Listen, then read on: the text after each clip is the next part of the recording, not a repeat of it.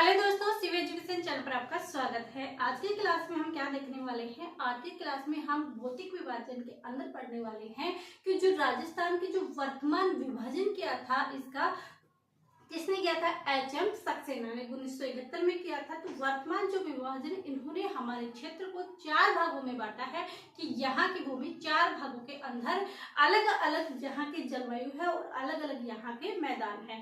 तो उनको इन्होंने कितने भागों में? 4 भागों में बांटा है। इससे पहले इस वाली क्लास से कहा था मैंने कि वीसी मिश्रा जी ने हमारे 7 भागों में बांटा था। वो वाला विभाजन हमने कल की क्लास में देख लिया।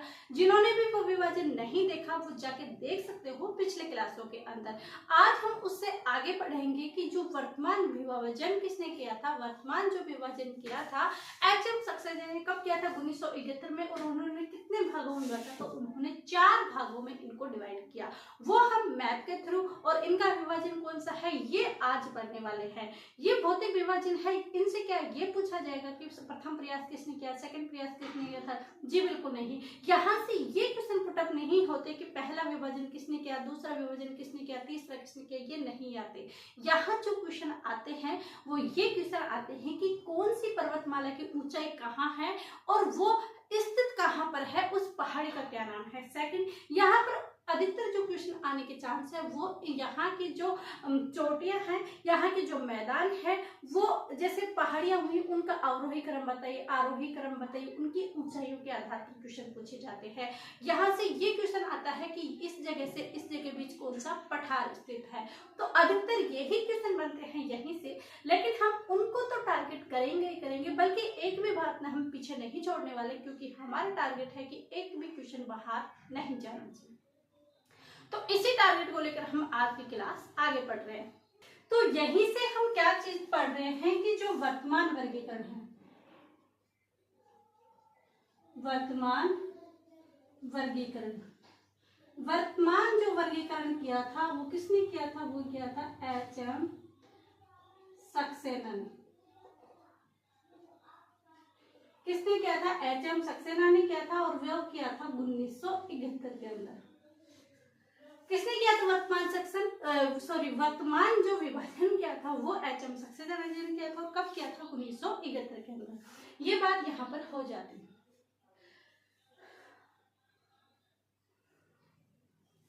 अब हम इनका मैप बनाकर देखते हैं कि आखिर ये मैप में किस साइड पे कौन कौन से क्षेत्र इन्होंने 4 भागों में डिवाइड किया, क्योंकि कल हमने वैसे ही लिखा था, इनको मैप के थ्रू नहीं समझा। तो यहाँ पर देखिए ये हमारा क्या है? प्यारा सा रंगीला राजस्थान है। क्या है? छोटा सा प्यारा सा हमारा रंगीला राजस्थान है। और इस राजस्थान को इन्होंने क्या किया? 4 भागों में डिवाइड किया। अब इसका उन्होंने तो साथ में क्या, इन्होंने क्या किया कि यह 4 भागों में ही किया।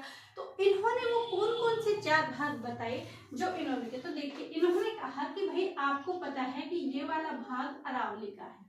किसका है साहब? ये वाला हमें पता है कि ये अरावली पर्वतमाला यहाँ से जाती है। और यहाँ पर आपको पता है कि रेगिस्तान है। अरावली के इस साइड में क्या है? रेगिस्तान है। क्या है? रेगिस्तान है। तो कहा कि ये रेगिस्तान है तो इसको तो हम बोलते हैं पश्चिमी मरुस्थल बोल देते हैं। साहब इन्होंने क्या किया? इसको पश्चिमी मरुस्थल बोल दिया।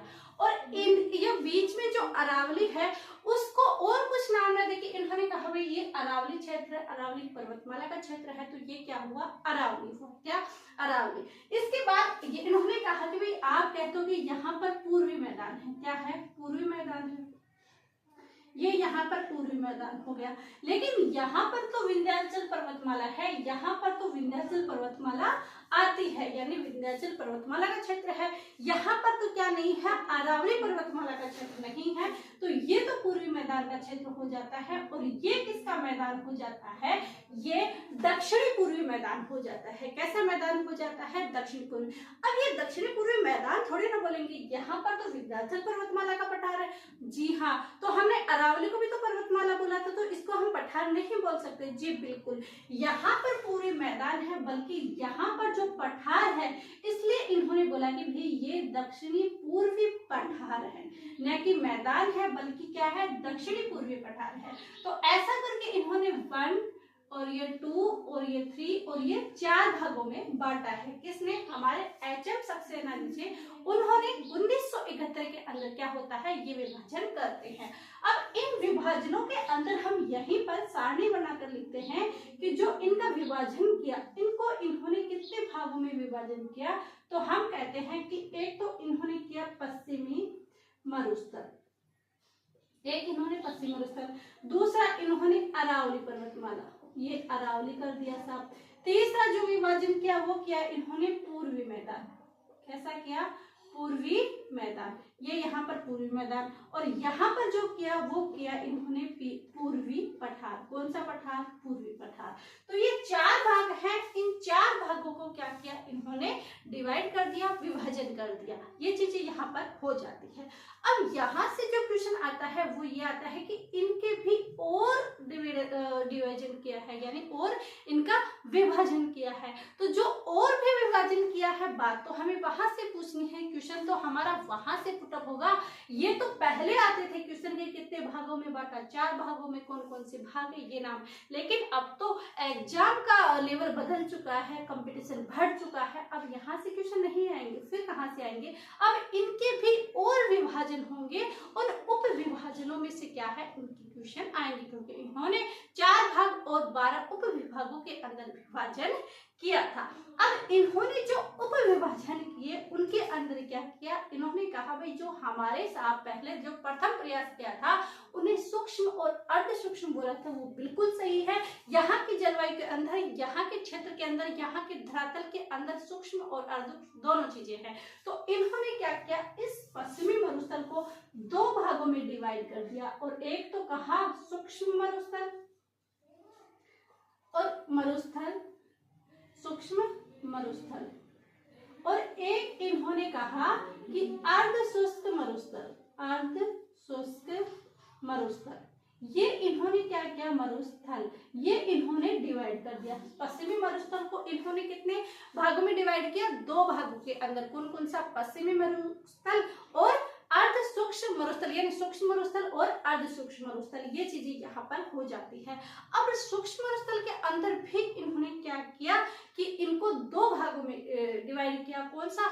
बालुका स्तूप प्रदेश और बालुका स्तूप मुक्त प्रदेश, यानी ऐसा प्रदेश जहां पर बालुका स्तूप है और ऐसा प्रदेश जो बालुका स्तूप नहीं है, यानी बालुका स्तूप से मुक्त है। तो इन्होंने सूक्ष्म मरुस्थल को 2 भागों में डिवाइड किया। एक तो क्या है, इन्होंने बालुका स्तूप युक्त, यानी एक तो उस जहां वो क्षेत्र जहां बालुका स्तूप है, और ऐसे क्षेत्र जहां पर बालुका स्तूप नहीं है, यानी बालुका स्तूप मुक्त क्षेत्र, बालुका स्तूप मुक्त क्षेत्र। ऐसे करके इन्होंने क्या किया, 2 भागों में डिवाइड किया। उसके बाद आ जाता है अर्ध शुष्क। क्या अर्ध शुष्क को भी 2 भागों में बांटा? जी बिल्कुल, इसको बांटा जाता है 2 में नहीं, बल्कि इसको जो बांटा जाता है वो 4 भागों में बांटा जाता है। कैसे? अर्ध शुष्क के अंदर ये आ जाता है, तो ऊपर जो यहाँ पर स्थित है वो हो जाता है हमारा घग्गर का मैदान, घग्गर का मैदान, ये हमारा घग्गर का मैदान हो गया। उसके बाद यहाँ घग्गर का मैदान हो जाता है यहाँ पर। इस घग्गर के मैदान के बाद कौन सा आता है, यहाँ पर जो स्थित है वो है हमारा शेखावटी प्रदेश, यानी चूरू वगैरह, शेखावट चूरू यहाँ पर आता है, तो उनका प्रदेश यहाँ पर आता है, यानी शेखावटी क्षेत्र को प्रदेश यहाँ पर आ जाते हैं, ये शेखावटी प्रदेश। फिर हम इधर नीचे चलते हैं, यहाँ पर शेखावटी का क्षेत्र आ जाता है। उसके बाद क्या आता है, नागौरी उच्च भूमि। क्या आता है, नागौरी उच्च भूमि। तो ये हमारी आ जाती है नागौर उच्च भूमि, नागौर उच्च भूमि। और उसके बाद यदि हम नीचे डिवाइड करते हैं तो वो जो आता है वो आता है यहाँ पर कौन सा क्षेत्र, गोंडवाना क्षेत्र, गोंडवाना प्रदेश या गोंडवाना क्षेत्र। तो ऐसे करके सूक्ष्म मरुस्थल और अर्ध सूक्ष्म मरुस्थल को इन्होंने क्या किया, 2 भाग, इनको 2 भागों में, इनको 4 भागों में डिवाइड कर दिया। एक बार हम ये मैप यहाँ से मिटा दे रहे हैं और आगे इनके विभाजनों को लिखते हैं। अब इनका जो दूसरा जो क्षेत्र है वो कौन सा था, वो था अरावली। कौन सा था, अरावली। तो ये मैं मैदान यहाँ पर हो गए। अब यहाँ पर जो अरावली प्रदेश आता है, यानी अरावली पर्वतमाला के अंदर इन्होंने विभाजन किया। इस अरावली के अंदर क्या किया इन्होंने, अरावली के अंदर बोला कि एक तो जो सबसे ऊपर है वो आ जाएगा, एक नीचे है वो एक मध्य है। तो क्या मतलब है इसका मतलब ये हुआ कि पहला उप विभाजन तो इसने किया कि उत्तरी अरावली, यानी उत्तर में जो क्षेत्र आते हैं अरावली के, वो एक इन्होंने किया है मध्य अरावली। कैसी अरावली? मध्य अरावली। एक तो उत्तर हो गया, एक मध्य हो गया, और नीचे कौन सा बच गया? दक्षिण अरावली। क्या बच गया? दक्षिण अरावली। नीचे वाला क्षेत्र क्या बच गया? दक्षिण अरावली। तो उत्तरी अरावली, मध्य अरावली और दक्षिण अरावली, ऐसे करके इन्होंने क्या किया, अरावली वाले जो प्रदेश थे उनको भी कितने भागों में डिवाइड कर दिया, उनको भी इन्होंने 3 भागों में डिवाइड कर दिया। उसके बाद जो आता है वो आता है हमारा पूर्वी मैदान। पूर्वी मैदान। अब ये पूर्वी मैदान को कितने भागों में डिवाइड करते हैं पता तो हमें ये होना चाहिए। तो पूर्वी मैदान वाले भाग के अंदर ये भी अलग अलग, क्योंकि यहाँ पर भी बनास नदी जो बहती है तो बनास का मैदान भी होना चाहिए, मालपुरा करौली का मैदान भी होना चाहिए, क्योंकि मालपुरा यहाँ टोंक करौली भी स्थित है यहाँ पर। तो ये यहाँ पर चंबल नदी होती है तो चंबल बेसिन भी, क्योंकि यहीं से कौन सी अलवर की तरफ कौन सी नदी जाती है? चंबल नदी, तो वो भी अपना बेसिन बनाएगी, तो उसका क्षेत्र भी होना चाहिए। जी बिल्कुल, चंबल बेसिन हो गया। यहाँ पे माही नदी भी बहती है, उसका भी मैदान बनता है, तो साहब माही बेसिन भी हो गया। तो 3 तो नदियों की नाम आ गए, कौन से? चंबल बेसिन, माही बेसिन और चंबल माही बेसिन, ये 2 नदियों के नाम हो गए। एक बनास बेसिन, 3 हो गए, और एक आ जाता है मालपुरा। क्या? मालपुरा करौली का मैदान इसके अंदर आ जाता है। और बाणगंगा आता है, क्योंकि यहाँ बाणगंगा नदी बहती है जो बीच में विलुप्त हो जाती है। वैसे पहले कहते हैं कि उसको यमुना नदी के अंदर मिलती थी, तो एक बाणगंगा नदी आ जाती है जो जहां पर अपना मैदान बनाती है, जयपुर के पास इससे अजमेर में हो जाती है ये वाली। अब यहाँ पर तो मालपुरा करौली का मैदान भी है, तो साहब इन्होंने क्या करेंगे, 6 भागों में बांटेंगे। और मालपुरा करौली का मैदान भी छोड़ो, यहाँ पर तो मेवाड़ का मैदान भी आता है।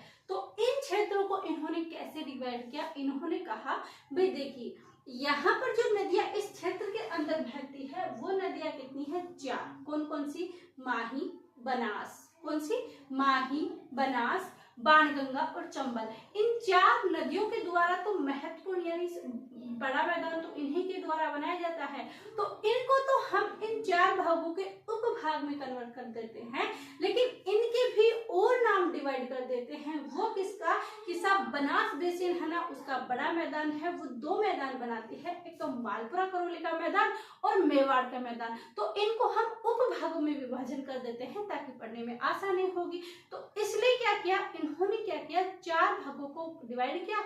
उसके बाद जो हमारा बनास बेसिन था उनको 2 भागों में डिवाइड कर दिया। ऐसे इन्होंने ये चीज यहाँ पर की। तो पूर्वी मैदान को ये कितने भागों में डिवाइड करते हैं? तो साहब पूर्वी जो मैदान है इन्होंने कहा कि चंबल बेसिन।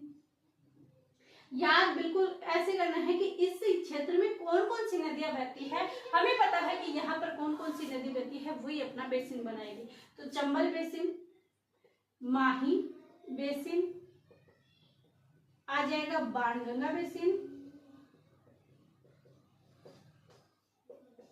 कैसा आ जाएगा? बाणगंगा बेसिन। चंबल, माही, बाणगंगा बेसिन आ गया। और कौन सी रह गई? बनास बेसिन। बनास बेसिन।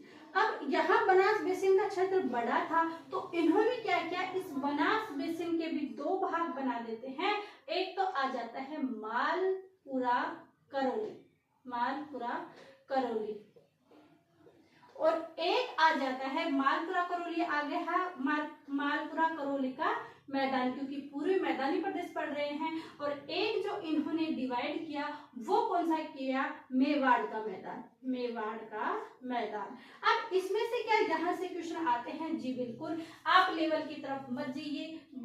मालपुरा करौली किसका मैदान है? ये अभी CET 10+2 वाले एग्जाम के अंदर आया था।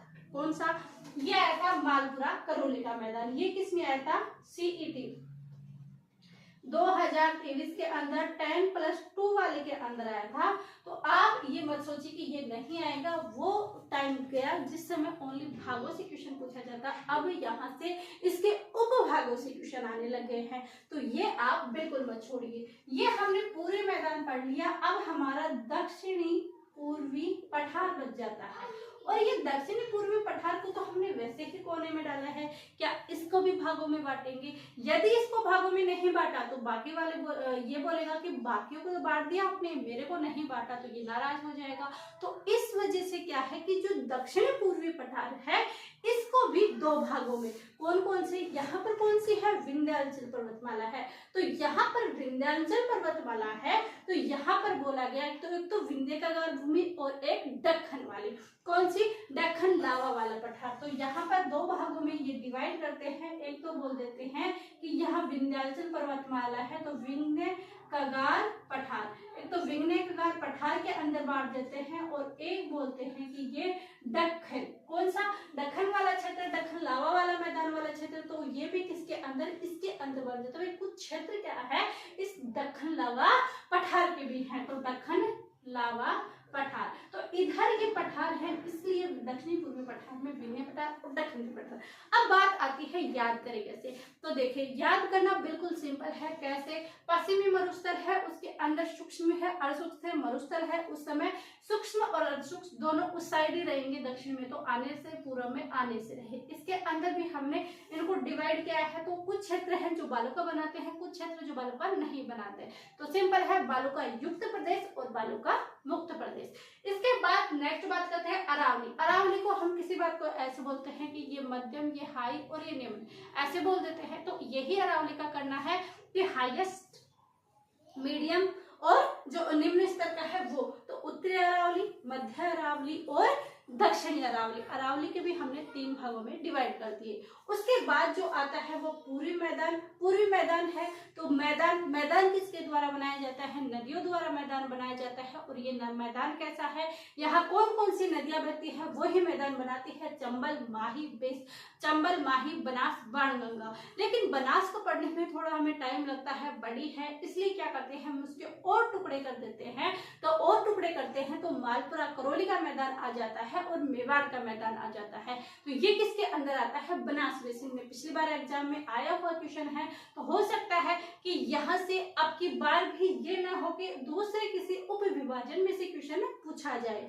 ये चीजें यहाँ पर हो जाती है। फिर हमने कहा दक्षिण पूर्वी पठार है, ये पठार है तो इसका विभाजन भी पठार के अंदर होगा, नदियां हम यहाँ नहीं ले आ सकते। और दक्षिण पूर्वी पठार पर कौन सा पठार है, यहाँ विंध्य वाला पठार है, तो हमने कहा विंध्य कगार पठार और दक्कन का पठार। तो ये दोनों चीजें किसके अंदर जाती है, दक्षिण पूर्वी पठार के अंदर।